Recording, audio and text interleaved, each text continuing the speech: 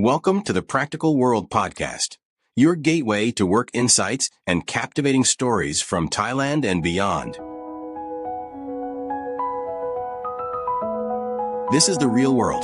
This is the Practical World Podcast.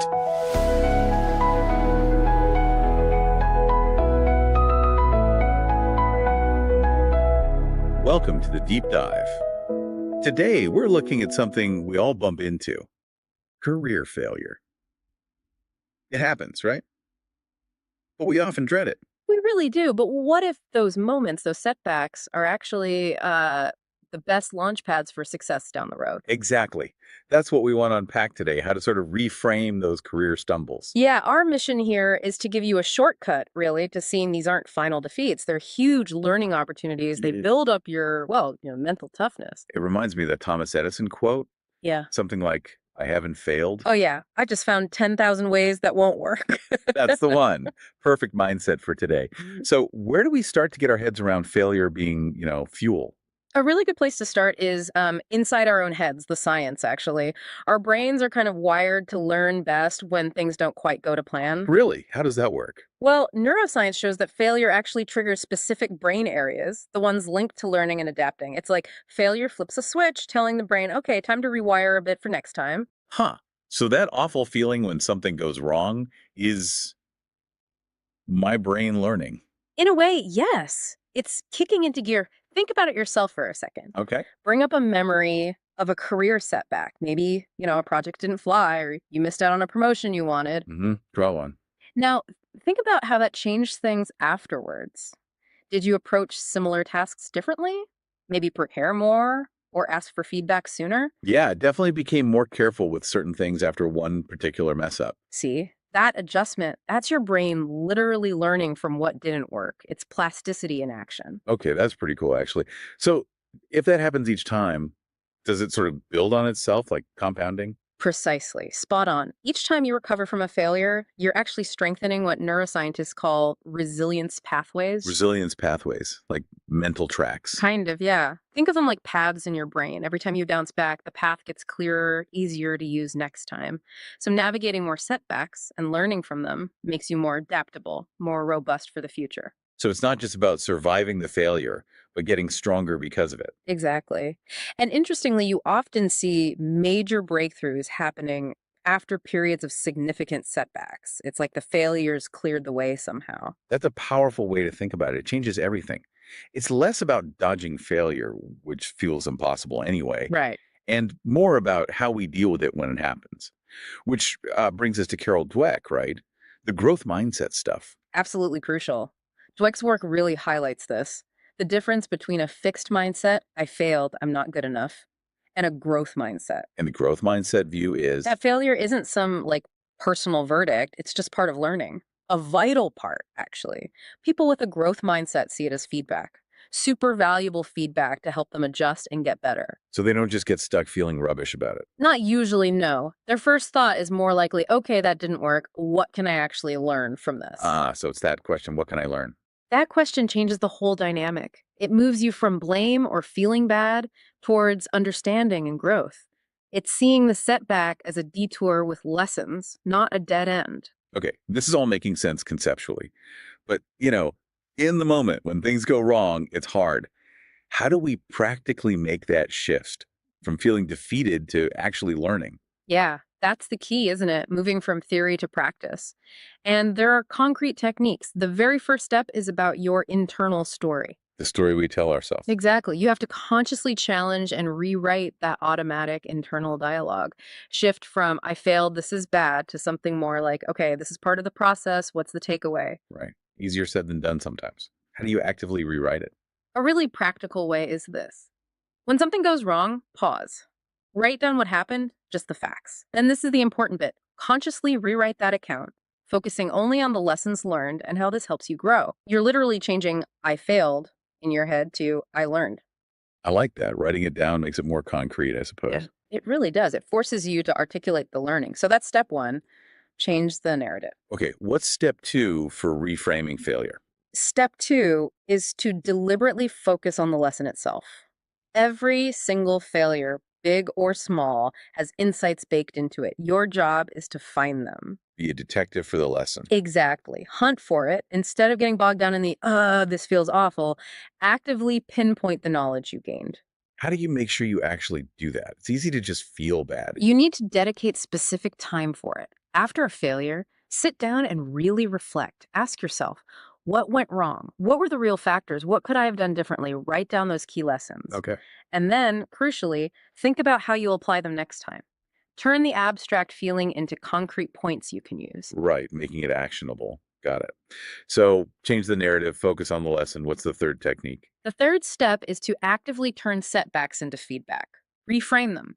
Instead of seeing failure as a personal judgment. Like, I'm not good at this. Yeah, exactly that. Instead, see it as information.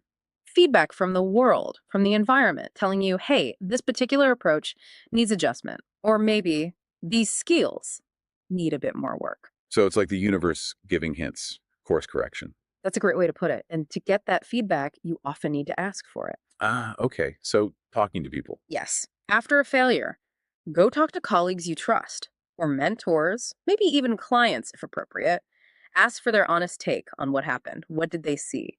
That can be tough asking for criticism. It takes vulnerability for sure, but it's incredibly valuable data. You use that input to tweak your approach, avoid the same mistake. It's treating the failure like data, not a verdict. Data, not a verdict. I like that. Okay, one more practical technique. The fourth one is crucial. Take action and do it quickly Why quickly? because it stops you from just sitting there dwelling on it, getting stuck in that negative loop. Taking action, any action, helps you regain momentum. It channels your energy into moving forward, using what you just learned. So it prevents paralysis, basically. What kind of action are we talking about? Does it have to be huge? Not at all. It could be really small, like reworking one part of that project that failed, Mhm. or calling that mentor you now realize could help, or just sketching out your next steps with the new lesson in mind. Okay. Just identify one immediate thing you can do, however small, that moves you forward and reinforces that learning. Change the narrative, focus on the lesson, turn setbacks into feedback, Yeah. take immediate action. Those are really solid steps. Now, I know you mentioned a model that wraps this up nicely, the FAIL model. That's right. The FAIL model is a handy way to remember this process. It gives you a simple four-part framework for turning failure into fuel. It's not just about looking back, it's a proactive system. Okay, let's break FAIL down. F is first. Yeah. Focus on the lesson, right? We've talked about this. But why is it the starting point in this model? Because it's the absolute foundation. Everything else builds on it. Sure. Focus on the lesson, hammers home that every failure offers something valuable. The whole point here is to shift your energy, your focus away from the sting of the failure Mm. and directly onto the knowledge gained. And practically, after any setback, the first question is, what's the lesson here? And like we said, write it down, makes it real. Okay, solidifies the learning. Makes sense. Yeah. What about the A in FAIL? A is for adjust your approach. Failure is feedback, right? We established that. It tells you something wasn't working optimally. Right. So this step is about taking that feedback seriously, analyzing it, pinpointing where you need to make actual changes. Practically, you reflect on what happened and identify maybe one or two specific tweaks you can make to your strategy or method next time so you don't just repeat the same pattern. Using the feedback to actively change course. Oh. Got it. What's the I? I stands for implement new strategies. This is where failure can actually spark creativity. When plan A doesn't work, It forces you to think of a plan B. exactly, or maybe even a plan C or D. It creates an opportunity, sometimes even a need, to experiment, try different tactics, explore new ways to get there. So practically, you use the feedback and the adjustments you identified to actively try new things. Maybe a refined workflow, a different way to solve the problem, finding new collaborators. It's seeing failure as an invitation to innovate. Not just minor tweaks then, but maybe whole new ways of doing things. Okay. And the final letter, L. L is for learn and move forward.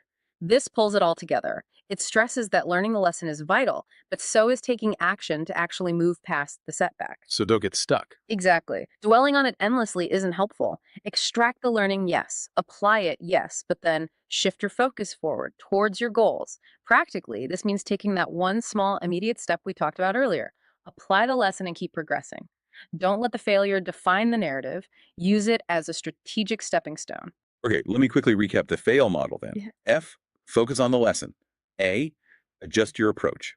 I, implement new strategies. L, learn and move forward. It's simple, clear, actionable. Precisely. It's a great mental checklist, a reminder that failure isn't the end of the story, just a plot point, if you engage with it constructively. This has been really clarifying. So, Mhm. pulling it all together, failure happens to everyone in their career, Yeah, but it's how we respond that matters. absolutely. Our brains are actually built to learn from these moments, to Mm. build resilience. Adopting that growth mindset sees failure as feedback, not judgment. And we have practical tools like those 4 steps and the fail model to actively reframe it and extract the value. That sums it up perfectly. Remember, failure isn't the opposite of success. Often it's a fundamental part of getting there.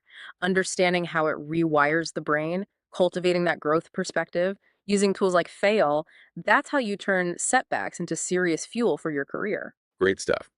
And maybe a final thought to leave everyone with that Winston Churchill quote feels right. Success is not final. Failure is not fatal. It is the courage to continue that counts. A classic. Very fitting. So maybe think about which of these ideas, these techniques resonated most with you today. Is there a challenge, past or present, where you could try applying them? Thanks for joining us for this deep dive.